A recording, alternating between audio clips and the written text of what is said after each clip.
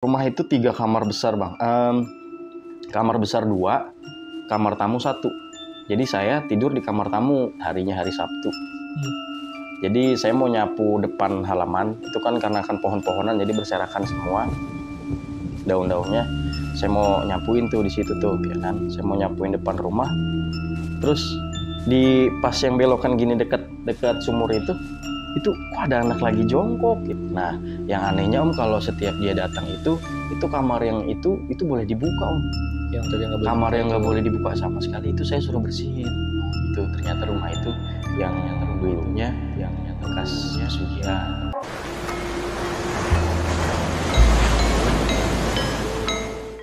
Assalamualaikum warahmatullahi wabarakatuh. Kembali lagi di channel Lautan Mistis bersama gue Rizko.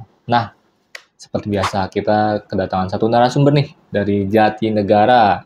Nah, jadi narasumber kali ini Bang Rifki mau cerita tentang pengalaman Bang Rifki yang ketika tinggal di satu daerah, di daerah Cilacap. Jadi selama 2 tahun Bang Rifki ini tinggal di sana. Jadi banyak mengalami gangguan-gangguan seperti ada sosok tinggi besar, bahkan ada tuyul juga. Jadi, nah kita tanya aja nih, langsung kita sapa dulu Bang Rifki udah di sebelah gua. Halo Bang, gimana kabarnya Bang? Alhamdulillah sehat. Nah jadi Bang Rifki mau cerita tentang pengalaman ketika tinggal di daerah Cilacap. Iya, betul. Nah, itu gangguan apa itu Bang? Kejadiannya di tahun 2012. Jadi saya sekeluarga pindah dari Jakarta ke Jawa Tengah, itu tepatnya di kota Cilacap. Jadi satu rumah Bang, besar. Itu yang saya, keluarga, adik saya, orang tua saya alami itu banyak banget Bang. Banyak banget gangguan di sana ya? Betul, banyak banget. Oke, ditahan dulu cerita ini Bang. Nah, sebelum masuk ke cerita, bagi kalian yang belum subscribe channel Lautan Mistis, yuk bantu kita dengan cara subscribe, like, komen, dan share video ini. Dan juga bagi kalian yang mau jadi narasumber di Lautan Mistis, cara gampang banget. Kalian tinggal mampir aja ke Instagram kita di lautan.mistis. Nanti tim kita ada yang hubungin kalian. Oke, jadi nggak usah lama-lama lagi, langsung kita simak cerita dari Bang Rifki.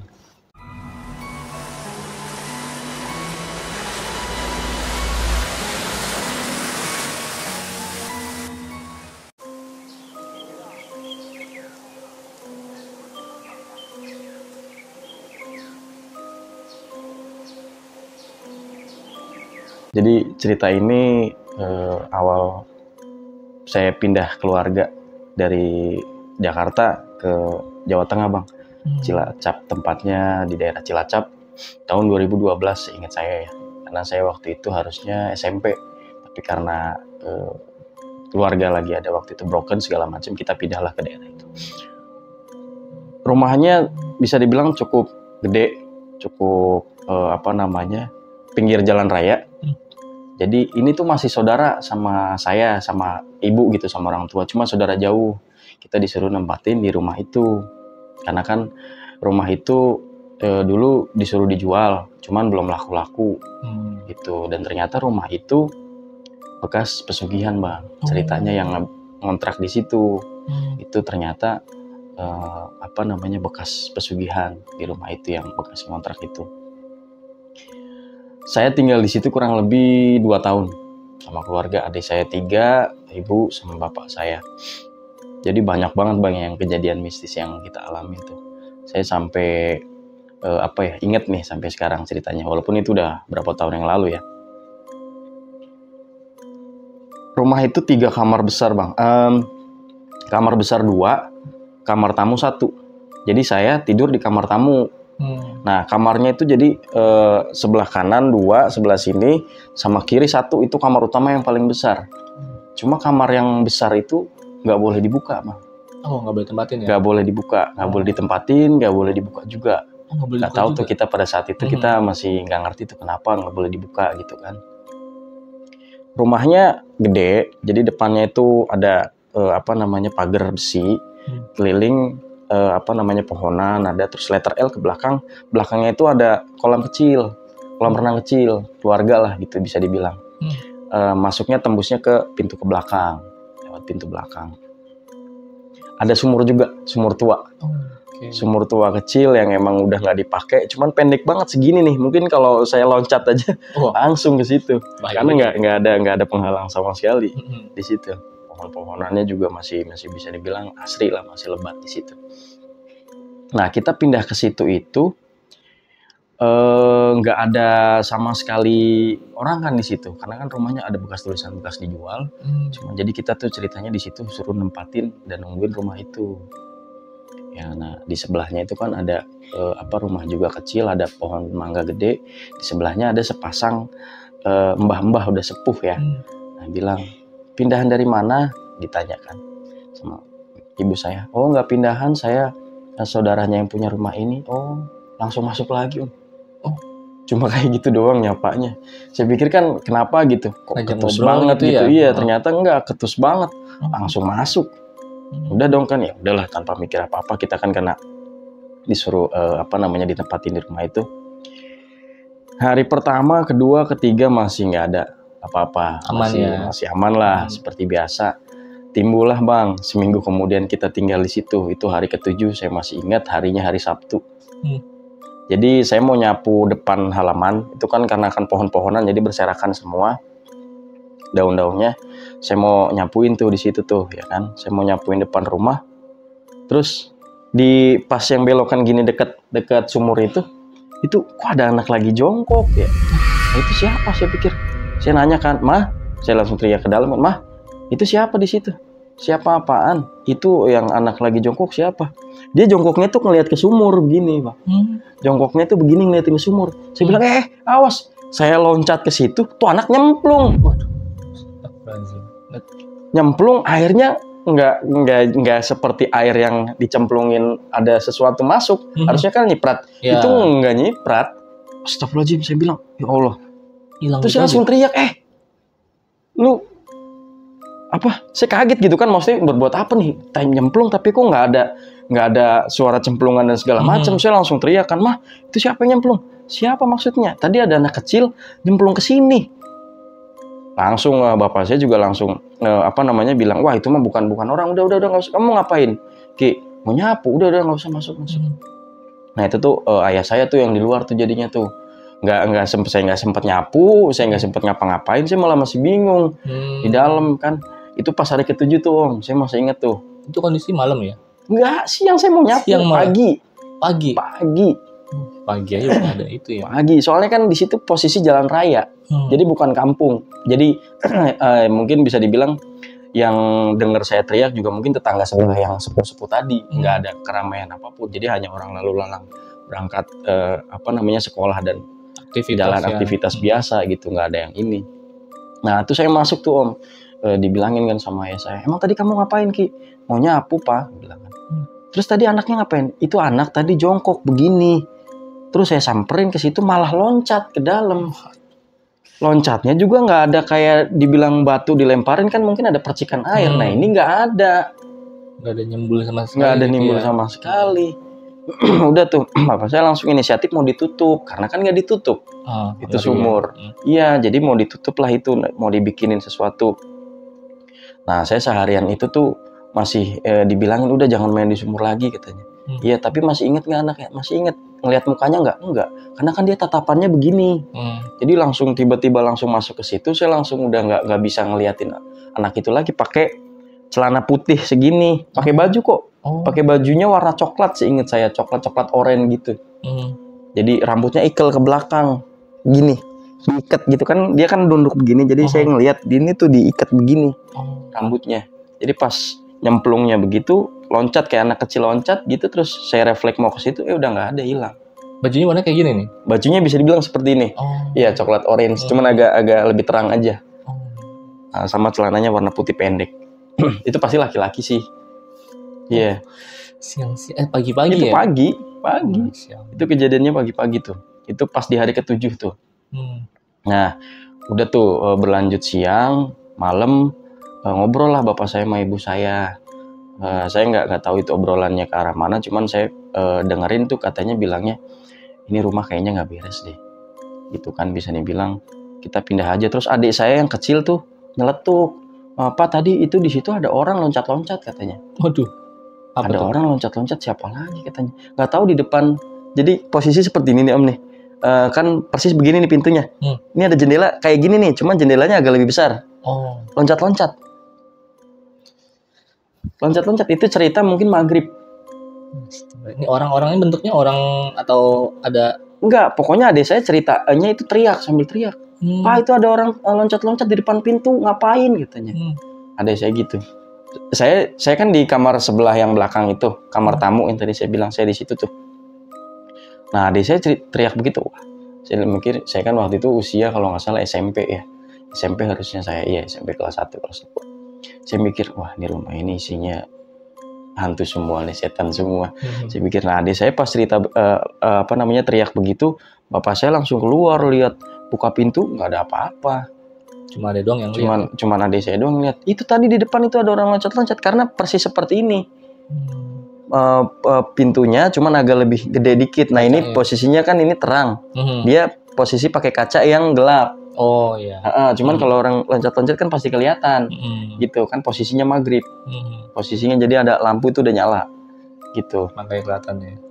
Nah itu sempet kita mau pergi dari rumah itu. Cuman kan karena waktu itu kita belum ada uang ya untuk pindah dan segala macam. Ya udah diem aja di sini katanya. Apa kan karena masih saudara juga yang punya gitu kan. Nah nggak lama besokannya berarti udah di hari kalau nggak salah hari ke-10 lah, 3 hari itu masih baik-baik aja, dari hari 7 ke 10 diteleponlah saudara saya, disuruh ke rumah ini gitu. Sebenarnya rumah ini tuh kenapa kita pada takut semua tinggal di sini. Belum ada sebulan ya? Belum ada sebulan, betul. Maksudnya ada pilihan nempatin rumah lain nggak gitu, maksudnya untuk keluarga kita gitu. Datanglah pagi-pagi bawa mobil, orang bisa dibilang cukup ada lah gitu, bisa dibilang mobil taruh di depan rumah situ. Nah, yang anehnya Om, kalau setiap dia datang itu kamar yang itu boleh dibuka Om. Yang tadi nggak boleh. Kamar yang nggak boleh dibuka sama sekali itu saya suruh bersihin. Itu boleh dibuka kamarnya. Dibuka, Ki, ini bersihin ya nanti kamu pelin segala macam. Oh iya, dikasih uang saya pada saat itu 20.000. Udah senang banget saya Om. Tahun 2000 itu ya udah dikasih uang 20.000 tuh udah bisa buat beli baju. Saya waktu itu zaman itu. Oh iya, dibersihin. Nah, terus ibu saya, bapak saya juga dikasih tugas masing-masing. Ada bapak saya suruh nutup sumur yang tadi kan segala macam, ceritalah itu. Akhirnya ibu saya ke saudara saya yang itu, ceritalah ini sebenarnya rumah kenapa, katanya kok ada gini-gini. Udah nggak usah mikirin cerita orang dan segala macam. Rumah ini emang bentar lagi juga mau dijual. Bilangnya kayak gitu, jadi cerita yang kita itu ditepis semua Om. Cerita yang mistis yang kita ceritain semua itu, jadi seolah udah diem aja gitu loh. Udah tinggal aja tetap di sini gitu. Oh ya udahlah, kita karena nggak ada pilihan lain, ya udah kita tetap di situ. Nah saya pas lagi disuruh bersihin kamar tuh Om, kasur gede ukuran orang dewasa ya, terus ada kaca lama lah jenisnya, kayak kaca apa sih namanya kalau zaman dulu itu, kayu ya, kayu jati ya. Gede banget Om kacanya. Nah kalau saya liatin ke kaca itu di belakang itu kayak kaca lagi. Gimana ya kalau orang bilang, jadi kaca itu kan gede Om, kalau saya ngaca itu di belakang kayak ada kaca lagi yang sama seperti itu, kayak ada bayangan kacanya persis begitu, padahal kaca itu cuma satu di situ. Di belakang nggak ada? Di belakang nggak ada. Cuman kayak kalau saya habis di situ tuh bawaannya mual, pengen muntah, nggak nyaman ya Pak? Merinding, nggak nyaman sama sekali di kamar itu. Tapi kalau saya lagi di situ, itu yang saudara saya pasti selalu di kamar itu diemnya, nggak mau di luar. Pasti misalnya saya lagi nyapu nih, terus lagi dipel, dia duduk di situ di atas kasurnya. Di kamar di kamar itu, lemari gede juga ada di situ. Pokoknya furnitur itu lengkap semua di kamar itu. Tapi yang paling saya ingat tuh Bang, baunya.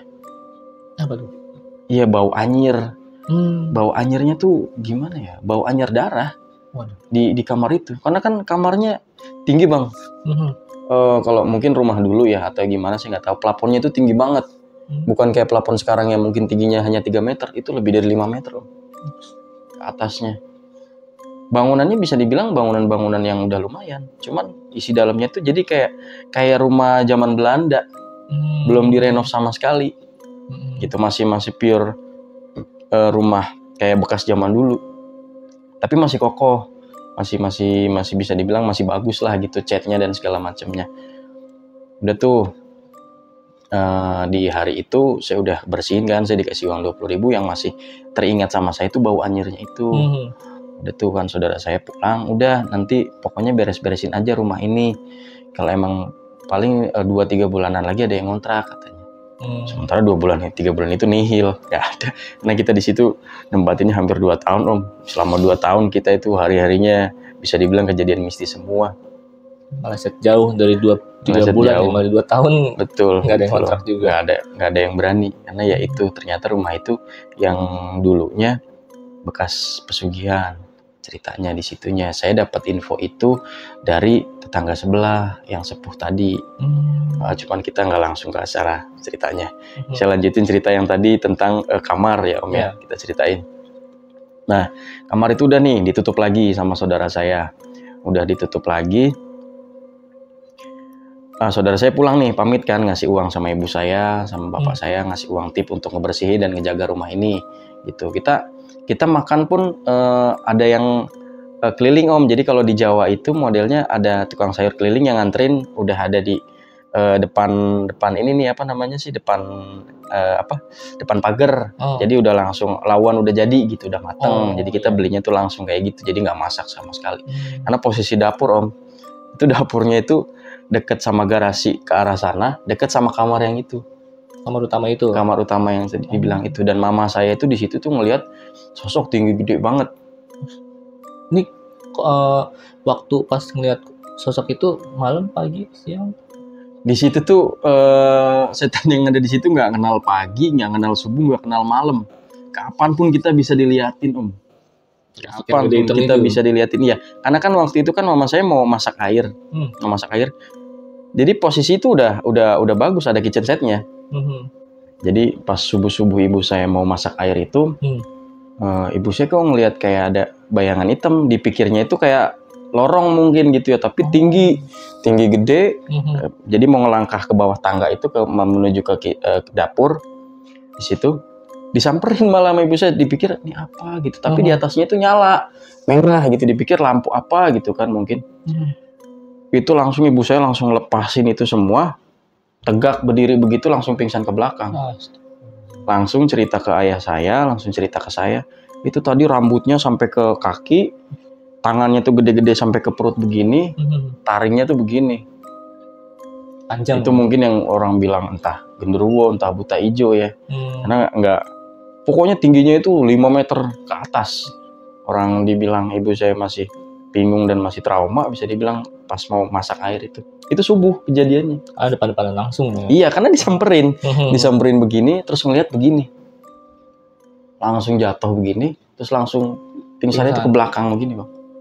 Bangun-bangun pagi? Bangun itu jam 9 atau jam 10. Itu dibangunin sama tetangga sebelah, sesepuh. Mbah-mbah itu yang bangunin justru. Karena bapak saya udah pakai minyak kayu putih, tetap nggak mempan, disiram air nggak mau. Dibangunin lah sama mbah-mbah yang itu, sebelah rumah. Karena kan bapak saya cerita tuh, istri saya pingsan gitu, bilang ada ini nggak di sini, mantri bahasanya. Oh nggak ada, emang kenapa? Itu habis lihat ini di samping deket dapur katanya. Oh coba dilihat sama mbah yang samping rumah. Akhirnya dipegang lah tangannya, nggak tahu dibacain apa, bangun. Cuman bangunnya itu masih begini Om, tatapannya kosong begini ibu saya tuh. Tatapannya kosong begini, tapi udah melek matanya, udah bisa napas bener gitu kan. Berangsur pulih, ditanyalah, ceritalah sama tetangga yang tadi saya bilang sepuh itu, mbah-mbah itu. Kita tahu rumah itu ternyata bekas pesugihan, ceritalah Bang orang tetangga si mbah ini. Jadi sebenarnya Dek, kalian ini siapa? Nanya nih sama kita nih, keluarga kita. Kita ini saudaranya ini gitu yang punya rumah. Oh, saudara dari mana? Dari Jakarta. Oh, saudara jauh. Iya, betul. Oh, ini tuh rumah nggak beres. Nggak bener, maksudnya nggak bener gimana? Yang kemarin ngontrak di sini, yang kemarin ngontrak di sini dikasih tahu sama dia, itu punya kafe di daerah Cilacap juga. Jadi ceritanya ini sama punya kafe juga yang ngontrak di sini. Jadi ini tuh rumah katanya bekas pesugihan. rumah Buat ini. usaha ya? Ya, rumah ini karena kan ada titik tertentu yang emang nggak boleh dimasukin. Oh iya bener, kamar ini nggak boleh. Iya, saya udah tahu semuanya. Karena kenapa? Setiap bisa dibilang entah 3 bulan sekali, entah 1 tahun sekali, pasti ada yang meninggal sekeliling dekat rumah ini. Waduh. Setiap sebulan sekali? Entah sebulan sekali, entah 3 bulan sekali, pasti ada yang meninggal. Entah depan pohon serikaya yang tadi saya bilang, di situ entah dekat di depan rumah Simbah ini. Simbah ini kan karena mungkin udah orang tua ya bang, udah sepuh, mungkin dia paham mana yang ganjil, mana yang enggak gitu kan. Apalagi dia sebelahan banget. Terus semenjak rumah ini kosong, itu mungkin dia ngelihat semua atau mungkin lihat situasi yang ada di rumah ini seperti apa. Dan akhirnya kita semua jadi was-was dong, kita mau nempatin rumah ini atau harus pergi. Sementara waktu itu kita nggak ada pilihan, ya stay tetap di situ. Tapi kita sudah diberitahulah sama mbah yang tadi sebelah. Jadi kita punya otomatis ada ini sendiri nih untuk, oh ini rumah nih sebenarnya bukan rumah yang biasa-biasa. Jadi minimal kita ya tahu ininya nih, batasan-batasan gitu kan, apa yang mungkin kita nggak boleh ya jangan dilakuin. Itu aja sih buat saya pribadi, karena waktu itu saya masih nggak terlalu paham dunia seperti itu. Mungkin ayah ibu juga masih shock, kaget ya, apalagi ada saya yang masih kecil, lihat sesuatu yang loncat-loncat di depan pintu aja udah histerisnya seperti apa. Gitu bang. Udah nih, lanjut dari cerita yang ibu saya ngelihat sosok itu bang. Di hari ke-30 bisa dibilang sebulan ya kita tinggal di situ. Kamar yang itu tuh berisik banget bang. Kamar yang nggak boleh ditempatin itu berisik banget. Itu tuh kejadiannya malam jam 3 pagi. Kita semua nggak bisa tidur. Karena keberisikan itu? Karena keberisikan itu. Apa nih suaranya? Suaranya tuh jadi kayak orang main musik sampai ke gedor-gedor pintu. Jadi suaranya tuh kayak gedor-gedor. Pintu ini kayak kebuka digedor-gedor. Gitu loh. Kenceng banget bang. Kenceng banget di situ, kita nggak bisa tidur sampai kita bacain sholawat, sampai kita di jam 3 pagi kita mau hubungin siapa, ya kan? Juga. Bingung juga iya, karena kita juga di situ posisi masih baru juga kan, kita bingung. Cuman bisa tutupan bantal begini, tutupan saya masih, pokoknya nggak karuan lah rasanya waktu itu. Saya masih ingat ibu saya, adik saya malah bingungnya, dia tidur, cuman tidurnya itu gelisah. Jadi ini anak sebenarnya dengar apa, kita nggak bangunin juga bang. Adik kita itu nggak bangunin, pokoknya dia masih tidur, ya udah biarin aja. Saya yang masih ingat, papa saya ingat, ya Allah, baca bismillah subhanallah, tetap nggak mempan, tetap berisik kamar itu. Berhenti subuh itu, berhenti subuh, bapak saya keluar langsung teriak-teriak. Itu di pinggir rumah itu kotoran manusia semua bang. Di pinggiran rumah begini itu kayak di sengaja, entah sama orang atau sama siapa saya nggak tahu. Jadi sekeliling rumah itu kayak diputerin, itu kotoran manusia semua bang. Dan bukan di plastik, bukan di apa, jatuh gitu loh bang. Geli banget ya. Waduh, masya Allah. Gitu. Saya lihat, ibu saya lihat, adik saya juga iya.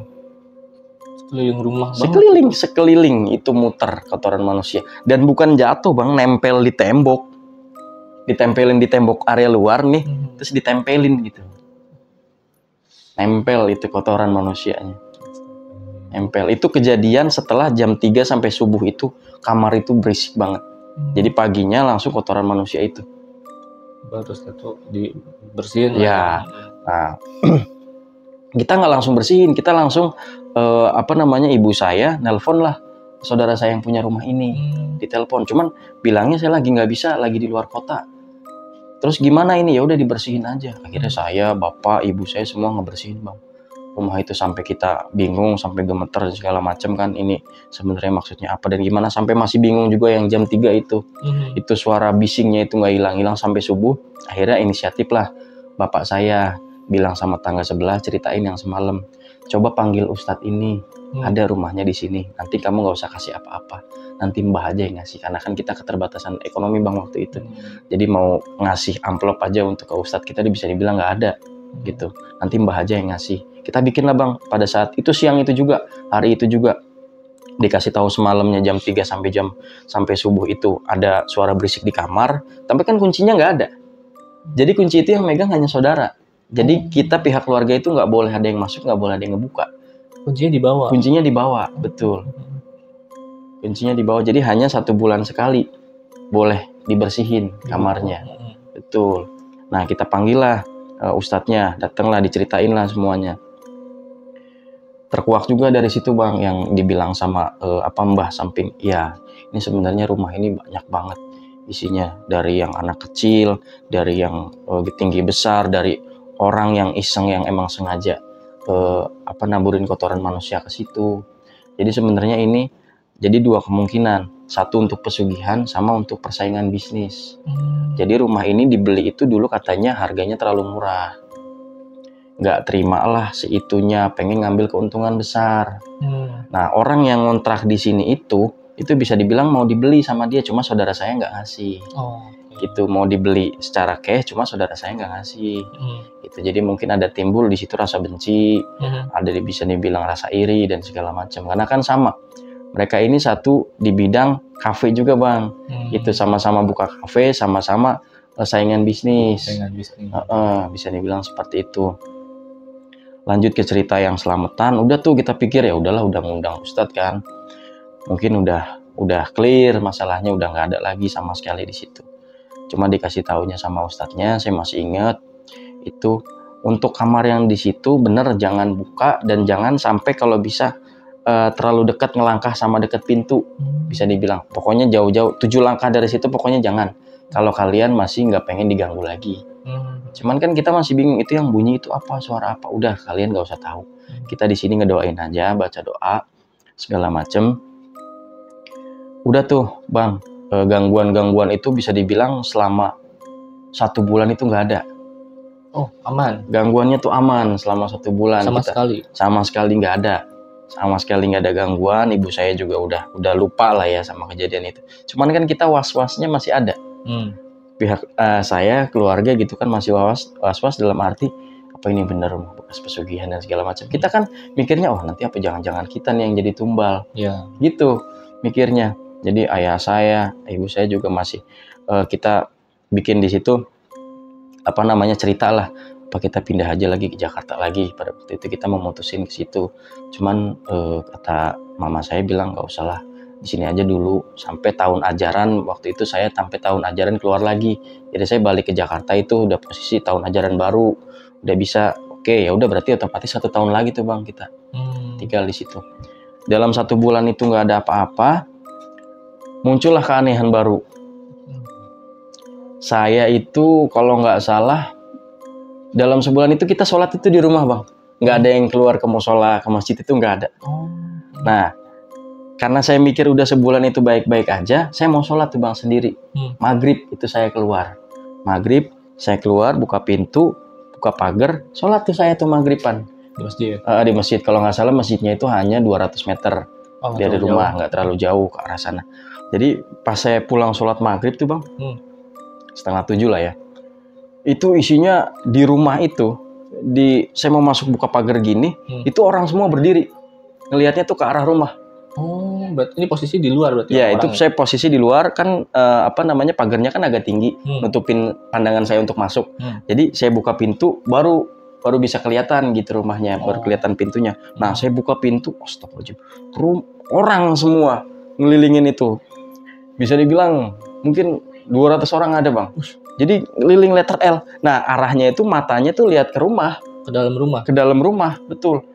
Saya begini kaget ke belakang. Gini mau saya kaget, astagfirullahaladzim, apaan ini? Saya nggak bisa teriak, saya nggak bisa nyebut, saya nggak bisa ngapa-ngapain, cuman jatuh ke belakang begini. Terus saya nggak inget apa-apa tuh. Habis itu, saya nggak inget apa-apa. Tahu saya udah di dalam rumah. Saya nggak inget apa-apa, tahu udah di dalam rumah, bangunlah, ada simbah juga sebelahnya. Datang lagi mbahnya itu.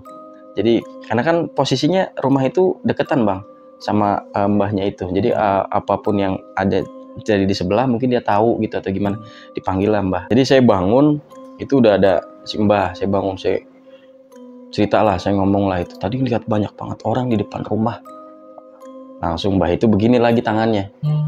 Oh ini kamu tadi emang ngomong apa? Saya nggak ngebang. Saya pas tadi saya arah pulang pengen banget keluar dari rumah itu, saya udah nggak sanggup. Saya ngebatin dalam hati gitu, maksudnya ya Allah sudah nggak sanggup di rumah ini, saya takut di rumah itu kan pengen balik ke Jakarta segala macem. Nah ternyata yang saya diliatinnya itu ternyata sama penunggu yang ada di situ katanya. Jadi 200 orang lebih berdiri gitu ngadepnya ke rumah, semua. Terus saya pingsan, dibangunin, diceritain kalau ngomong tuh yang baik-baik aja katanya, rumah ini emang seperti itu, cuman ya nggak usah kamu ngomong. Oh ya mbah, saya cuman iya aja kan, ya udah nggak apa-apa, udah nggak ada apa-apa. Cuman dibilang seperti itu, cuman kan saya masih takut bang, saya masih terngiang. Orang berdiri di satu rumah banyak banget gitu kan, orang lewatnya aja nggak bisa, makanya saya langsung pingsan itu. Tapi sosok orang-orang itu gimana? Flat, lihatnya ke arah rumah gimana sih? Kayak hanya berdiri biasa, gitu. Iya, berdiri baris, dempet-dempetan ke arah rumah gitu loh. Ngeliatin begini aja gitu, ke arah rumah ngeliatin, gimana sih? Jadi saya bangun, terus saya udah dibacain lah segala macam ya kan. Udah sekarang, jadi saya semenjak itu nggak berani lagi sholat di luar. Saya sholat di dalam lagi. Di rumah aja sekalian. Jadi mungkin kita itu semua sekeluarga dipaksa untuk tetap singgah di situ, tetap ngejaga di rumah itu, karena kita bisa dibilang kuat nggak kuat. Pasti ya. Iya, saya juga iya, adik saya iya, bapak saya juga iya. Tapi mau gimana gitu kan? Ya udah. Selama kita tinggal di situ kurang lebih 2 tahun itu, bulan pertama yang tadi saya bilang, bulan kedua, bulan ketiga, nah sempat 1 bulan itu nggak ada apa-apa, terus saya diliatin lah satu gerombolan orang itu nggak tahu apa, ya kan, terus saya pingsan. Besoknya pun masih kejadian yang sama. Besoknya ibu saya yang ngeliat lagi. Jadi mungkin kita masih berpikir ini udah nggak ada lagi gitu ya mungkin kan. Nah ibu saya ngejemurin, tapi ngejemurinnya nggak berani di belakang, karena kan di belakang itu kan kolam. Jadi posisi itu keluar gini bang, nah di situ bikin tali jemuran gitu. Nah itu madep banget deket sama sumur. Oh ya. Ya tapi kan sumur udah ditutup tuh waktu itu. Cuma di situ karena mungkin mikir nggak berani lagi untuk ngejemur di belakang, ngejemurnya di samping. Nah kan waktu itu kan dibilangin jangan dekat-dekat sama sumur. Nah ibu saya tetap udah orang jemurin doang kan dipikirnya, ngejemurin lah ke area sumur situ. Pas lagi ngejemurin, ibu saya tuh bingung. Jadi gini bang, gimana ya posisinya? Di sini sumur nih. Nah ibu saya ngejemurin tuh di sini. Nah sumurnya itu pindah ke situ. Gimana tuh? Sumurnya itu seolah mama saya tuh lihatnya pindah, bukan di tempat di sini, tapi kok di sini. Jadi kayak misalkan mau ngejemurin itu nggak boleh, karena di situ sumur. Ya mau ngelangkah jatuh. Kan di sini sumurnya. Nah diteriakin lah bapak saya tuh, Pak tolong ini kenapa katanya. Ibu saya juga gemeteran, nggak berani ngelangkah. Karena kan di situ kan ada jemuran baju tuh, ya kan? Yang tadinya di sebelah sini sumurnya, kok jadi di sini? Di tempat jemur. Di tempat yang mau ngejemurin, otomatis kalau ngelangkah jatuh. Nah, bapak saya ke situ, kenapa? Itu sumurnya kok bisa di sini? Di sini gimana orang sumurnya di situ? Penglihatan mama saya itu sumurnya ada di situ, bang. Kayak kesirep gitu ya? Betul. Padahal sumur itu ada di sini, udah dibawa lagi bajunya ke dalam, nggak usah dijemurin. Bisa. Jadi saya, bapak saya, ibu saya, adik saya itu lengkap diliatin semua sama kejadian yang ada di rumah ini. Betul. Terus setelah kejadian penjemuran gimana nih?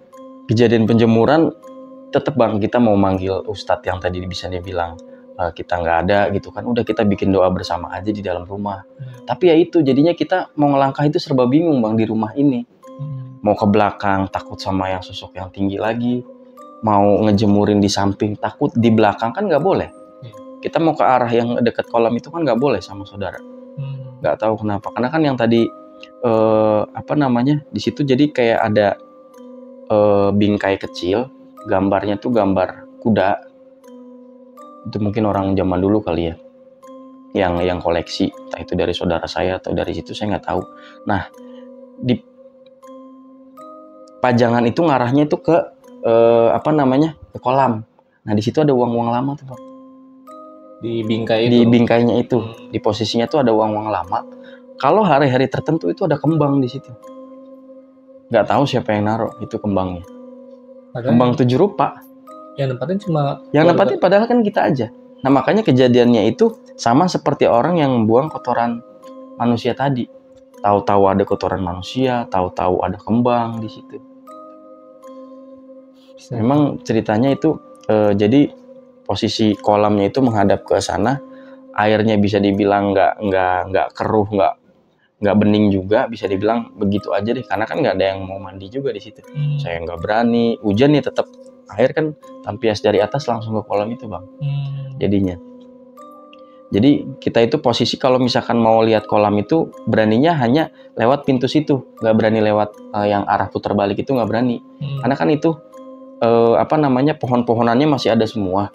Cuman sampai nyapu aja udah nggak berani lagi saya. Ibu saya udah nggak berani nyapu di situ. Kecuali ayah gitu.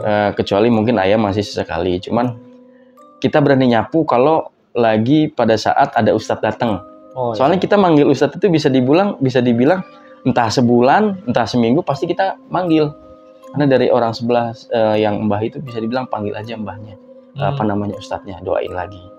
Jadi kita tuh sebelah rumah itu udah malah jadi kayak orang tua, udah kayak saudara. Kita ada apa-apa nih cerita, ada apa lagi cerita lagi ke sini.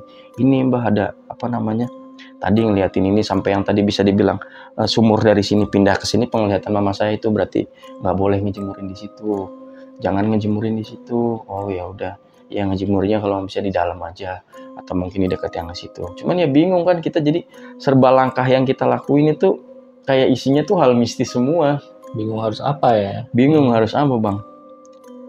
Ada satu kamar kecil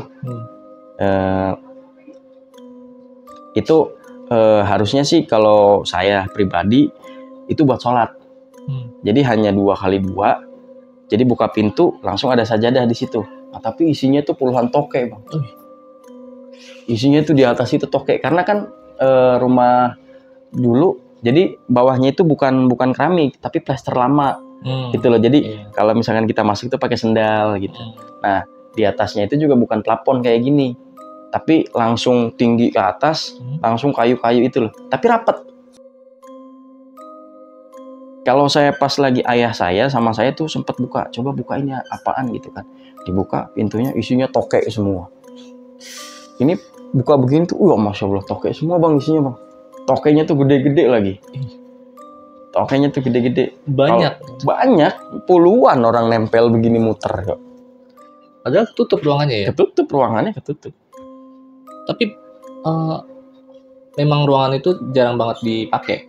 Nggak ada yang berani, karena kita baru tahu pun itu ternyata buat tempat sholat, tapi untuk sholat sendiri.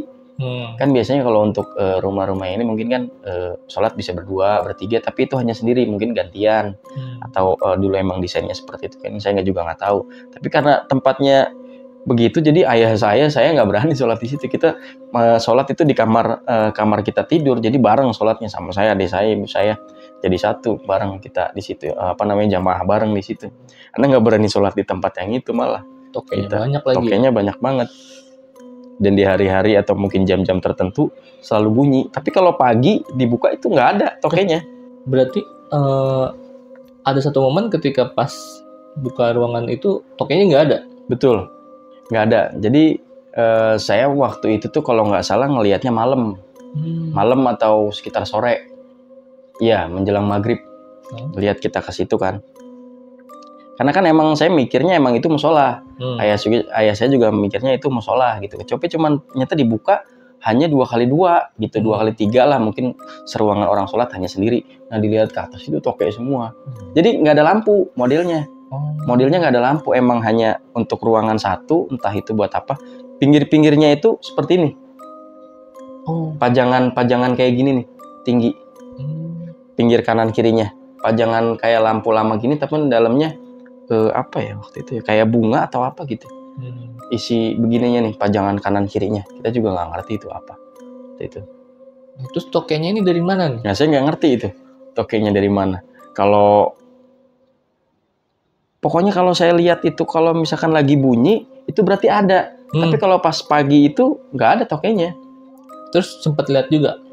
Maksudnya memang sempat masuk ruangan itu dan memang nggak ada tokek juga? Nggak ada tokek, betul. Tapi kalau setiap malam pasti selalu bunyi dan itu saut-sautan tokenya. Sekarang bayangin aja satu ruangan di situ toke bisa dibilang 20 puluhan ekor gitu kan. Bunyinya pasti berisik banget kalau malam. Tapi kalau pas pagi kita lagi nyapu atau lagi ngebersihin gitu kan ceritanya, itu nggak ada tokenya. Kita lihat begini tuh nggak ada. Kita juga bingung masuknya itu lewat mana tokenya. Nah, padahal ruangan itu rapat. Padahal ruangan itu rapat. Betul. Kalau keluar kan nggak mungkin, kita pasti lihat. Iya. Soalnya kan ruangannya cat putih, jadi kelihatan. Nggak ada pajangan atau apa yang besar itu nggak ada. Jadi hanya di ruangan itu aja kita lihat tokeknya. Berarti di ruangan lain nggak ada? Nggak ada. Hanya di situ. Nah, sama keanehan yang di belakang itu ada satu lagi Bang. Jadi posisi kamar mandi sebelah sini itu mungkin bisa dibilang dulunya kamar untuk pembantu. Itu juga nggak ada yang berani di situ. Karena posisinya sebelah sini dekat sama garasi, dekat sama kamar mandi lain. Kamar mandi kan ada 2, sebelah sana yang kita pakai. Nah, sebelah sini pun itu nggak pernah dipakai. Itu juga sama, itu mistis jalannya. Ruangannya ada itu di situ. Cerita apa di kamar mandi? Nah, di kamar mandi itu tuh, jadi posisinya kan ya. Gini nih, sebelah sini nih. Jadi yang tadi ibu saya lihat sosok hitam gede itu. Saya mau masuk ke situ tuh Bang, mau belok, mau buka jendela. Saya mau ngebersihin tuh Bang. Jadi saya disuruh sama ayah saya, suruh ngebersihin di situ karena udah lama nggak ditempatin. Nah, posisinya itu saya mau kan tangga ke bawah, dua langkah ke bawah. Jadi ke bawah gitu ya. Nah, saya ngelangkah 2 langkah ke bawah. Itu keluar dari situ tuh anak kecil. Dari kamar itu. Jadi baru saya ngelangkah 2 langkah itu. Yang saya ingat di situ tuh ibu saya waktu lihat sosok yang tinggi gede, saya takutnya malah itu. Ternyata saya diliatin malah sosok anak kecil itu.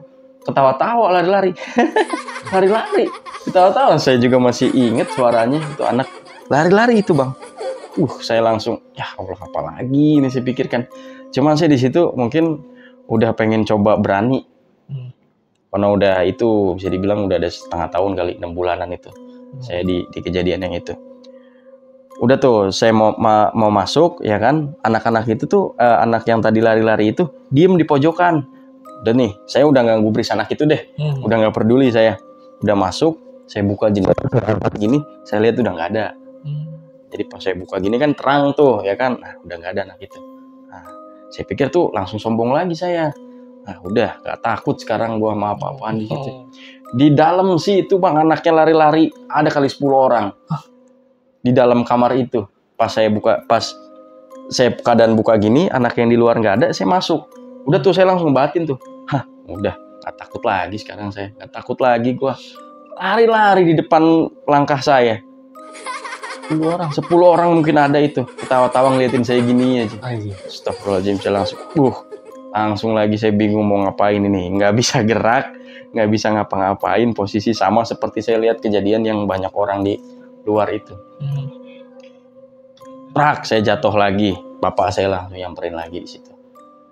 Wah ini apa lagi katanya kan. Saya langsung, tapi saya nggak pingsan, saya cuman jatuh doang. Saya bingung ngapa-ngapain, soalnya ngucap pun susah Bang. Bismillah aja susah. Cuman saya langsung ngecoba ini ya, dalam arti dalam arti subhanallah, astagfirullah, saya coba dalam hati, bisa tuh hilang, anak itu hilang lagi. Baru saya cerita lagi sama ayah saya. Banyak anak-anak tadi bilang di sini lari-lari. Tadi mah di depan doang lari satu. Terus ngebatin dalam hati, udah nggak takut lagi di rumah ini. Langsung lari lagi, anak-anak itu lari di situ. Jadi seolah kita tuh di situ kayak yang diuji nyali. Ayo lu berani, gue nampakin diri gitu. Tapi kalau lu nya biasa aja, mungkin setannya juga biasa aja. Tapi kan kita tetap ada perasaan takut yang luar biasa di rumah itu Bang. Ini berarti sosoknya gimana nih? Sosok bocah-bocah ini nih, 10 orangan itu normal atau gimana? Seperti anak kecil yang tadi kita lihat nyemplung ke sumur tadi. Mukanya kelihatan jelas teman-teman. Mukanya kelihatan jelas, tapi layaknya anak kecil, sama semua mukanya. Oh. Sama semua. Mukanya itu sama semua. Jadi bisa dibilang anak yang kecil tadi yang lari, nah ini berubah jadi 10. Gitu loh. Karena ngegumam dalam hati. Iya, karena hati itu tadi. Sombong dalam hati. Gitu. Berarti ini tadi setelah ngeliat sosok anak kecil yang sama semua mukanya, selanjutnya gimana tuh Bang? Ngomong ke bokap. Saya waktu itu pokoknya udah sempet yang dalam hati itu ngomong, udah pengen nyerah nih Bang. Saya pengen balik aja ke Jakarta. Gitu. Pak, udah nggak sanggup lah di sini. Rizky balik aja ya gitu kan Jakarta, karena di rumah ini wah udah nggak bener lah gitu segala macem. Ya gimana ya, mau dikabulin tuh permintaan saya bang. Cuman masih tetap ditahan karena kan waktu tetap ekonomi lah ya yang kita ini. Kalau misalkan di sana mau di mana, mau di saudara siapa, ya ntar tinggalnya di rumah si om gitu saya bilang. Terus kamu nggak kasihan sama adik kamu? Jadi saya bahan pertimbangannya itu tetap keluarga. Berat juga ya. Berat juga. Oh ya udahlah udah nggak ada apa-apa. Udah anggap aja biasa. Jadi kita itu dipaksa untuk terbiasa di rumah itu. Harus bertahan ya. Bener harus bertahan. Karena nanti kan bisa dibilang nanti kalau rumah ini ada yang mau kita pindah dari sini kita dapat uang karena dibilang sama saudara saya begitu. Nanti kalau emang kalian semua di sini udah ada yang mau ngontrak, terus berarti kan dapat uang. Nah kalian dapatlah itu. Nah kita kan nunggunya sampai kapan? Nggak tahu ya. Betul nggak tahu. Nah di yang kurang lebih 1 tahun ada bang yang cross check rumah itu. Nah kita kurang lebih nempatin 1 tahun itu kalau nggak salah Lebaran tuh tahun 2013. Saya masih inget. Saya Lebaran aja tahu nggak bang? Kagak kemana-mana. Di rumah aja. Di rumah aja. Nggak ada deket juga ya. Iya, karena kan hanya ke udah tuh. Nah di 1 tahunnya kita di situ, kalau nggak salah habis Lebaran 10 hari atau 5 hari, seingat saya ya. Nah jadi sempat mau ada yang ngontrak tuh bang. Nah mereka datang itu jam 8 malam. Disuruh sama saudara saya, datanglah malam.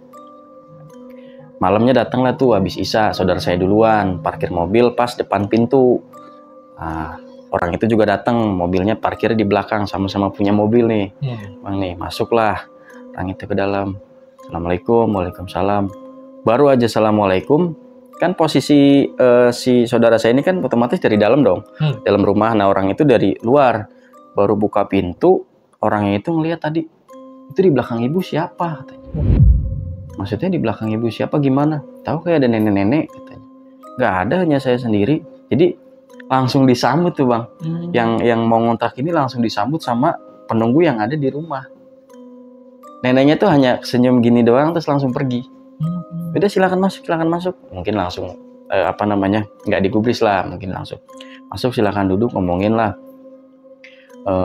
harga dan segala macam. Itu duduk di ruang tamu, harga dan segala macam. Lihat-lihatlah sekeliling gini kan yang yang mau kontrak. Jadi sekian nih harga dealnya. Oh ya udah.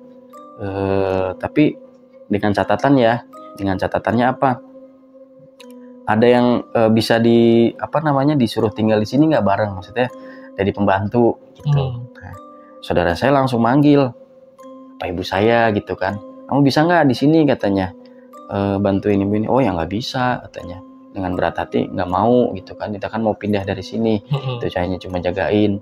Nah yang mau ngontrak itu bingung lah, tadi ada ibu-ibu tua itu siapa katanya. Ibu-ibu tua kemana? Itu masuk ke kamar itu, nunjuk ke kamar yang ke arah yang saya sering sholat di situ. Coba deh buka pintunya. Buka pintu, udah dibuka pintunya, nggak ada siapa-siapa, hanya ada kasur aja sama lemari. Nah terus gimana? Tadi yang ibu-ibu itu siapa? Emang nggak ada ibu-ibu di sini, hanya ada saya, itu anaknya, suaminya sama anak-anaknya ini. Loh tadi saya lihat ibu-ibu di situ katanya. Nggak ada ibu-ibu di sini. Langsung tuh mereka ngobrol tuh bang, suami istri. Ini kayaknya gini segala macem. Ya udah saya jadi ambil di sini. Cuma dengan syarat itu cariin 1 orang untuk pembantu di rumah ini. Nah saudara saya langsung telepon, ada lagi orang dari luar katanya.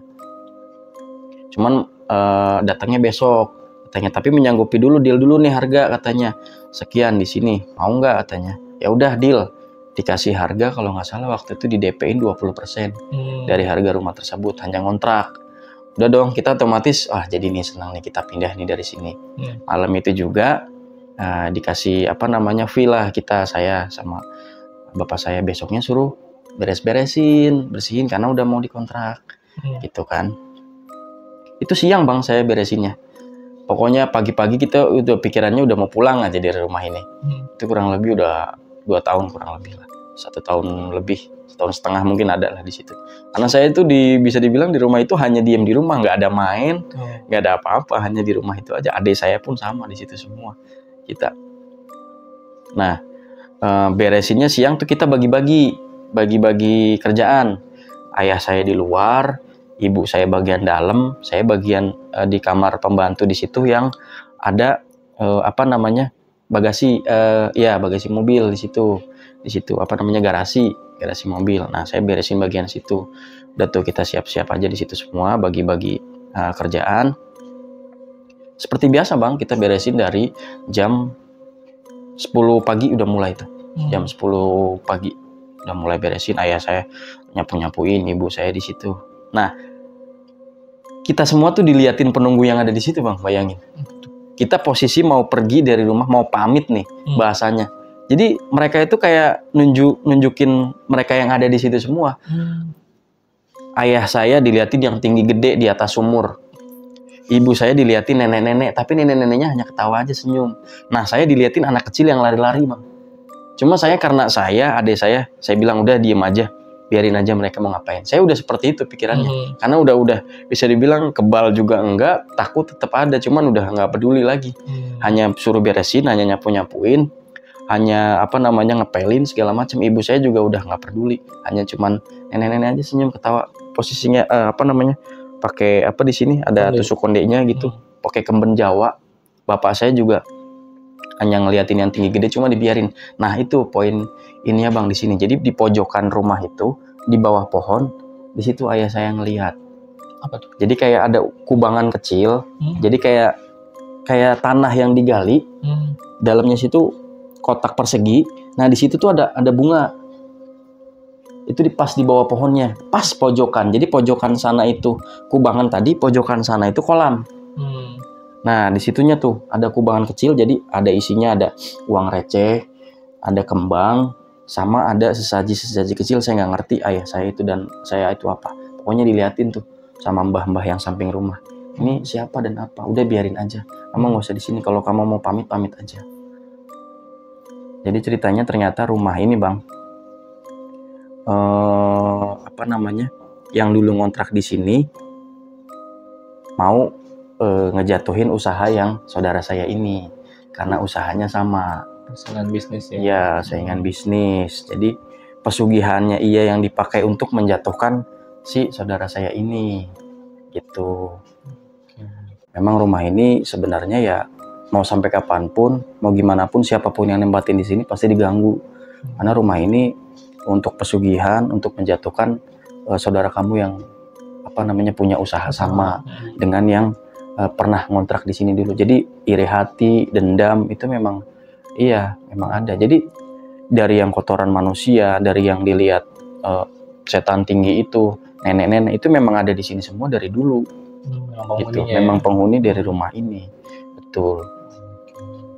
Oke, itu tadi cerita dari Bang Rifki yang dimana pengalamannya selama tinggal di daerah Cilacap di satu rumah yang diganggu selama 2 tahun, yang dimana ada penampakan sosok hitam ya Bang, sosok hitam gede, dan juga ada sosok anak kecil dan sosok nenek-nenek.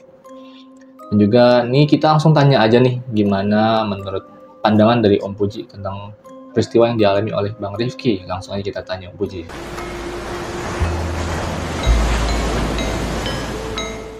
Nah, tadi kan saya sudah mendengar cerita Mas Rifki ya. Terus masalah di rumah ya, di rumah saudara ya. Nah, terus yang mau ditanyakannya apa nih Mas? Yang masih bikin saya bingung nih, Bang Puji. Sampai sekarang tuh saya masih ingat tuh. Jadi dari anak kecil, terus sosok yang dilihat ibu saya tinggi gede, itu apakah ada satu kesatuan dari rumah itu, apakah dari luar sih Om? Baik, saya jawab ya Mas ya. Jadi kalau yang saya pantau itu memang ada sosok memang asli situ, ya, sama memang sengaja dimasukkan ke rumah tersebut. Sebelum daripada saudaranya Mas tinggal di situ kan ada rumah yang lebih dulu tuh yang yang pengontrak tadi bilangnya. Nah, memang kita nggak nuduh ya. Jadi di sini tuh saya lihat memang beliau ini memang sengaja mengundang seperti energi-energi yang negatif. Ya, khusus seseorang yang dia arah. Saya nggak bisa nyebut ya. Saya nggak nyebut ya. Intinya memang faktor kesengajaan. Makanya begitu si siapa orang yang pertama ini dia pengontrak ini keluar, kemudian ganti orang, saudara ya, Iya. saudara itu diteror terus karena memang faktor kesengajaan, ada bunga lah, ada Berarti- kotoran lah. Gitu. Ini Berarti masih kalau yang ngontrak di situ otomatis diganggu terus Om. yang setelah itunya, Heeh. ya pastilah, karena memang sudah Tujuannya. tujuannya ke situ, ya pasti. Oke. Terus saya mau nanya nih Om, sebagai orang awam biasa, kira-kira ada cara nggak Om untuk makhluk halus itu nggak ganggu kita di gitu. ruangan atau di rumah tertentu gitu Om? Baik, jadi biar dia pergi ya, kabur nggak ya. ganggu. Rasulullah SAW pernah bersabda ya di hadis riwayat Muslim, hadis yang ke 1860 kalau nggak salah ya, yang berbunyi, wala taj'alu buyutakum maqabira inna syaitana yanfiru minal baitil ladzi tuqri'u fihi suratul baqarah. Artinya begini, kata Rasulullah, janganlah jadikan rumahmu itu seperti kuburan. Maksudnya apa? Hening, gelap, sepi, tanpa ada zikir, tanpa ada lantunan ayat-ayat suci Quran itu ibaratnya seperti rumah, seperti kuburan. Inna syaitana yanfiru minal baitil ladzi tuqra'u fihi suratul baqarah. Jadi sungguhnya setan itu akan lari dari rumah yang di dalamnya dibacakan surat Al-Baqarah. Kan kita pernah dengar surat Al-Baqarah yang mana aja sih ya, banyak, dari alif lam mim tuh sampai habis. Kalau bisa ya. Kalau misalnya kita kebanyakan nih Om gimana? Ya kita ambil ayat kursi aja, atau enggak yang dari ayat 1 alif lam mim zalikal kita belah dan pokoknya sampai ayat ke 4 atau 5 tuh. Terus sambung ayat kursi, terus sambung amana rasulu bima unzila dan terakhirnya, pas terakhirnya itu ya. Itu dia akan kabur Mas. Itu tips saya begitu. Siap. Ada lagi Mas? Banyak. Berarti di rumah yang dulu kita sekeluarga tempatin itu memang energi negatifnya dari luar atau memang disengaja dibawa Om sama orang yang nggak bertanggung jawab? Memang bukan sengaja, jadi gini, orang yang ngontrak ya, itu kalau saya pantau itu memang dia seperti sengaja manggil. Sengaja. Jadi berarti saya diganggu itu memang disengaja bikin nggak nyaman di rumah itu. Itu makanya di situ banyak energi-energi yang benar-benar masih ingat luar biasa itu. Betul. Jadi kalau rumah itu si tuan rumahnya ya, si penghuninya itu dia selalu memberikan sesaji, ya apa itu bakar-bakar kemenyan atau dengan niatan untuk mengundang arwah-arwah hodam-hodam apalah, kita nggak tahu, kalau untuk pesugihan atau apa kita nggak tahu. Nah di situ sebenarnya yang datang itu yang energi yang dari luar masuk. Jadi bukannya yang penghuni asli rumah aja, jadi dari luar juga ketarik Mas. Jadi makanya yang saya dengar tadi kan Mas, kan di suatu tempat ada orang ramai banget ngomongnya. Betul. Ya itu seperti itu. Gitu. Ada hubungannya sama toke yang saya lihat di kamar itu? Baik. Itu tiba-tiba ada, tiba-tiba hilang. Baik, tokenya ya? Iya. Kalau di kitab-kitab kuno kan kayak macam binatang-binatang yang ditunggangi setan ya. Termasuknya satu toke. Tokenya kan yang memang di hadis Rasulullah SAW harus dibunuh. Karena dia meniup api Nabi Ibrahim sedang dibakar ya, benar. Toke, kedua cicak, 3 tikus, ular, kalajengking, kelabang, kucing hitam, anjing hitam. Itu yang ditunggangi oleh setan untuk daya guna untuk menyantet ya. Kalau toke itu kan kalau bunyi, misalnya gini, kalau nggak percaya gini, misalnya Mas lagi sakit nih ya, itu di kamar Mas bunyi toke kenceng, toke, itu Mas tambah sakit parah loh. Gitu. Nah, karena begitu cecek atau cek gitu ya, dia dari mulutnya keluar berkata gitu, disitulah keluar jin yang diperintahkan sama dukun sihir itu gitu, tukang sihir. Jadi di dalam mulut si toke atau si cicak tadi jin yang perintahan ya. Makanya nggak usah heran kalau toke begitu tadinya banyak sehingga saat tertentu udah nggak ada. Iya. Hilang kemana? Berarti ya? Itu yang saya lihat bukan toke. Ya tunggangannya setan jin gitu. Gitu Mas jawaban saya. Om, pertanyaan terakhir nih Om dari saya biar saya nggak ada rasa penasaran nih. Jadi apakah saudara saya ini yang punya rumah ini termasuk orang yang pesugihan atau bukan Om gitu? Siap. Jadi kalau bilang saudara itu tuh nggak ada pesugihan. Yang saya tahu beliau ini hanya punya pegangan sih. Oh. Khodamnya perempuan, dia pakai selendang ya, kuning kayak kuning mas kayak gini. Dan dia punya anak buah lah khodamnya itu. Nah, biasanya kalau manusia seorang ya punya khodam pendamping perempuan ya, nggak cewek nggak cowok, punya khodam pendamping ratu atau perempuan ya cantik nih. Dia ntar ke bawah auranya nih. Oh, gitu. Ikut kelihatan cantik, awet muda, dia enak dipandang. Biasanya begitu, Mas. Gitu. Paham ya? Iya. Itu jawaban saya. Jadi saudaranya tuh enggak pakai pesugihan enggak. Jadi kejawab nih Om pertanyaan saya. Alhamdulillah ya udah berapa tahun ini jadi pertanyaan. Iya. Siap, makasih Om. Ya, sama-sama. Dan sebelumnya. Sudah. Siap, dah. Nah ya. Demikian tadi sesi tanya jawab di video kita kali ini. Semoga ada hikmah dan manfaat buat kita semua. Yang baik kita ambil, yang buruk kita tinggalkan. Mohon maaf apabila ada kesalahan, dan moto saya tetap semangat, sukses selalu. Acara ini saya kembalikan ke host kita, Bang Rizko.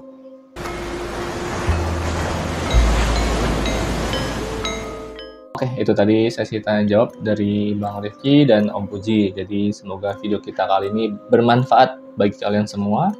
Ambil yang baik, buang yang buruk. Jadi gitu. Jadi, nah akhir kata, bagi kalian yang belum subscribe channel Lautan Mistis, yuk langsung bantu kita dengan cara subscribe, like, komen, dan share video ini. Dan juga bagi kalian yang mau jadi narasumber di Lautan Mistis, caranya gampang banget. Tinggal mampir aja ke Instagram kita di lautan.mistis. Nanti tim kita ada yang hubungin kalian. Jadi akhir kata, gue Rizko, Om Puji, dan Bang Rifki pamit undur diri. Wassalamualaikum warahmatullahi wabarakatuh.